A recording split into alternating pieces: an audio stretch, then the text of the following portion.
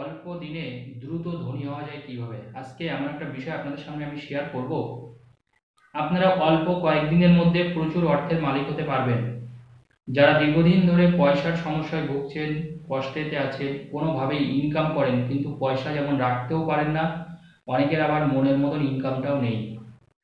অর্থাৎ আপনার কাছে কোনো টাকা অবশিষ্ট থাকে না, এমনকি আপনি কাজের উপযুক্ত হওয়া সত্ত্বেও আপনার কাছে কাজও নেই। দেখুন, কাজ নেই মানে তো আপনার ইনকাম নেই, পরিষ্কার কথা। কারণ কাজ না থাকলে দেখুন টাকা কিন্তু আকাশ থেকে পড়বে না, এটা কিন্তু ঠিক। কিন্তু আপনাকে কাজও থাকতে হবে, প্লাস এমন কিছু মানুষ যাদের কাছে প্রচুর পয়সা রয়েছে, আপনারই রিলেটিভ, আপনারই কাছের মানুষ, তারা আপনাকে প্রচুর অর্থ দিয়ে সাহায্য করবে আপনার বিপদে। তো এইটা করার জন্য কিন্তু সেই ভাগ্য কিন্তু আমাদের দরকার। সেই ভাগ্য না থাকলে কিন্তু আমরা সেটা পারি না। একটা মানুষ সারাদিন হাড় ভাঙা খাটুনি খাটে, সারা মাস হাড় ভাঙা খাটুনি খাটে, পরিশ্রম করে বছরের পর বছর, তারপরেও কিন্তু তার আর্থিক সমস্যা যায় না। এবং যখন আমাদের আর্থিক সমস্যা হয়, যখন আমরা অর্থ নিয়ে ভীষণ কষ্ট পাই মন থেকে, যখন আমাদের কাছে টাকা শেষ হয়ে যায়, তখন কিন্তু আমরা বুঝতে পারি এর ব্যথা কতটা। আজকে সকলের কথা চিন্তা করে, কারণ অনেকে আমাকে জানিয়েছেন, গুরুজি আমি আর্থিক সমস্যায় দীর্ঘদিন ধরে কষ্ট পাচ্ছি। এবং সব থেকে প্যাথেটিক, আমার এক ক্লায়েন্টের সাথে কথা হয়েছিল অনেক আগে। তো তিনি আমাকে বলেছিলেন যে তার বাবার এতটা খারাপ অবস্থা ছিল, যার হয়েছে, তো তিনি আমাকে বলছে, তো তিনি যাই হোক সরকারি চাকরি করেন। তো তিনি বলল, গুরুজি আমার ডাক্তারি হওয়ার ভীষণ স্বপ্ন ছিল। তা আমি যখন সায়েন্স নিয়ে পড়ি, সে পড়াটা আমি কন্টিনিউ করতে পারিনি, কারণ আমার বাবার কাছে সেই পরিমাণ অর্থ ছিল না। যাই হোক, সে পড়াশোনায় ভীষণ ভালো ছিল, আমার যার কথা আমি বলছি সেই ক্লায়েন্টের। তারপরে তিনি পরীক্ষা দিয়ে যাই হোক চাকরি পেয়েছেন, অনেকদিন আগেই সে চাকরি পেয়েছেন, এবং তিনি একটা গভর্নমেন্ট সার্ভিস করছেন। তো দেখুন, খুব খারাপ লাগে। তো মানুষ দেখুন, তিনিও বুঝতে পেরেছেন যে তার বাবা অনেক চেষ্টা করেছে কিন্তু তারপরেও পারেনি। এখন তারা অর্থবান, ধনী, কারণ তিনি অনেক বড় মাপের চাকরি করছেন, প্রচুর পয়সার মালিক। তো যাই হোক, তো দেখুন আমাদের এই যে অর্থ, আজকে আমি আপনাদের সামনে, দরকার হলে আপনারা একটা খাতা পেন নিয়ে বসুন। আজকে যারা যারা ভিডিও দেখছেন, একটা কলম আর একটা খাতা নিয়ে বসুন, কারণ আজকে আমি একটা মন্ত্র দেবো, দারুণ একটা মন্ত্র দেবো। এই মন্ত্র শুধু আপনাকে ধনী করবে তা কিন্তু নয়, আপনাকে বিপদের হাত থেকে রক্ষা করবে, ইনস্ট্যান্ট বিপদ। কারণ জানবেন, বিপদ কিন্তু কখনো কারোর বলে কয়ে আসে না, ফোন করেও বিপদ আসে না, মেসেজ করেও বিপদ আসে না। যে কোনো সময় যে কোনো মানুষের কিন্তু বিপদ আসতে পারে, কিন্তু তার জন্য আমাদের প্রোটেক্ট নেওয়া দরকার। কারণ বাচ্চাদের দেখবেন পোলিও টিকা দেওয়া হয় ছোটবেলায়, কেন দেওয়া হয়? যাতে তাদের ভবিষ্যতে সেই পোলিও রোগটা যাতে না আসতে পারে। তো ব্যাপারটাও ঠিক তাই। দেখুন, কিছু মানুষের এমন অর্থ আছে, এমন ধন সম্পদ আছে, যে তারা দু হাত দিয়ে টাকা ওড়ালেও, টাকা খরচ করলেও তাদের টাকা শেষ হয় না। এত টাকা, এত টাকা, হাউ ইজ ইট পসিবল? কিভাবে এটা সম্ভব? কারণ দেখুন, তারা ভাগ্যটা তৈরি করেছে।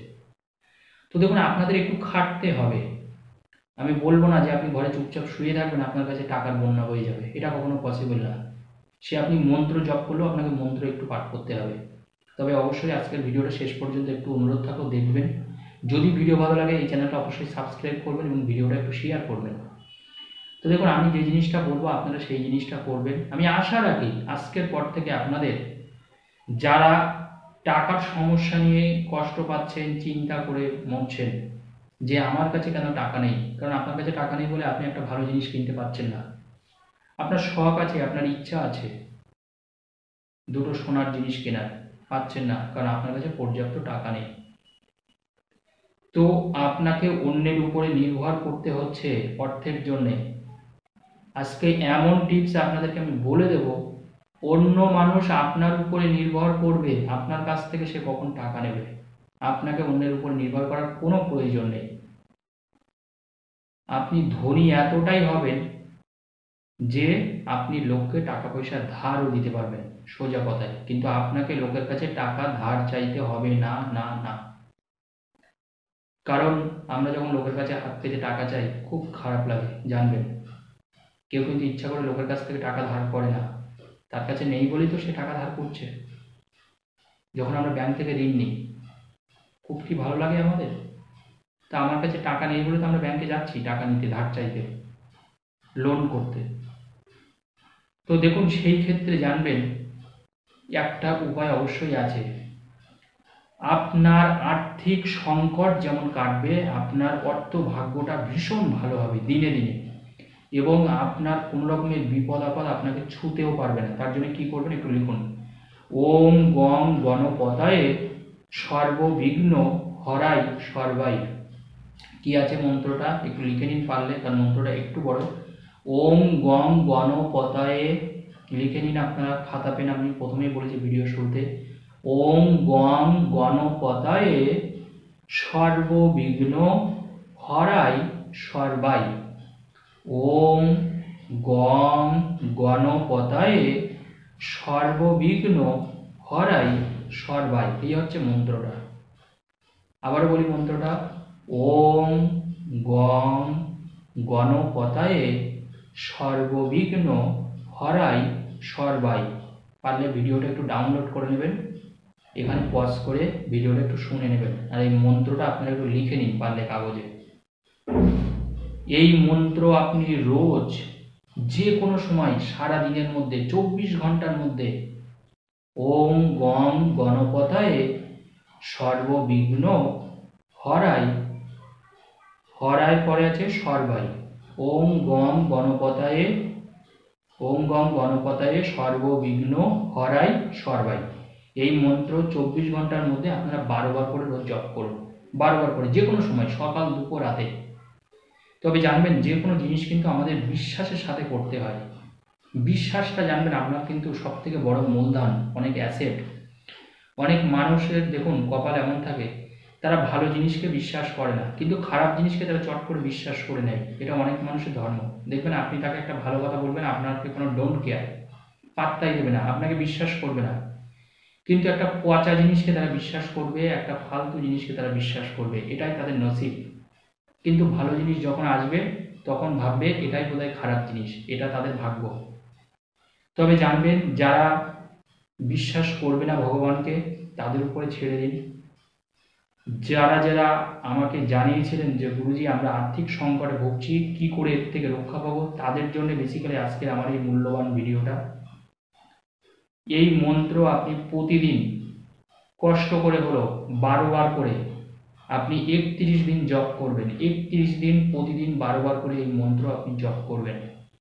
12 বার করে জপ করার পরে 31 দিন হয়ে যাওয়ার পরে আপনি 10টা লাড্ডু কিনে বাচ্চাদের মধ্যে বিলি করবেন গণেশ ঠাকুরের নাম করে। 31 দিন এই মন্ত্র জপ করার পরে 10টা লাড্ডু আপনি বাচ্চাদের মধ্যে, যে যেখানেই আছেন, আপনি বাচ্চা না পেলে বড়দেরও খাওয়াবেন বা বাচ্চারা খাওয়াবেন। একান্ত যদি না পান, যারা ফ্ল্যাটে থাকেন তাদের নিজেরা খেয়ে নেবেন।